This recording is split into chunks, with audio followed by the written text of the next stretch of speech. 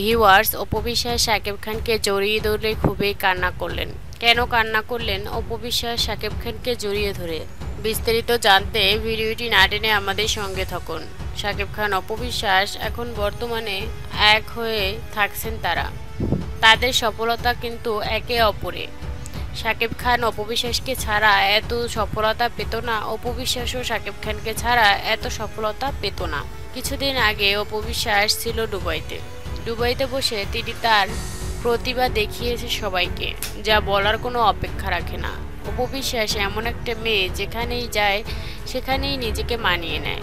অন্যদিকে শাকিব খান, সে তো তার প্রতিভা জলজন্ত তুলে ধরেছেন একের পর এক সিনেমা উপহার দিয়ে। অন্যগুলো কাজগুলো করেও শাকিব খান খুব সফল হয়েছেন। এই ব্যাপারগুলো কিন্তু সবার ভালো লাগছে। শাকিব খান সব সময়ই একের পর এক ধামাকা দিয়েই যাচ্ছেন। অপু বিশ্বাস যে একের পর এক সফলতা পাচ্ছেন, এই খুশিতে শাকিব খানকে জড়িয়ে ধরে খুবই কান্না করলেন।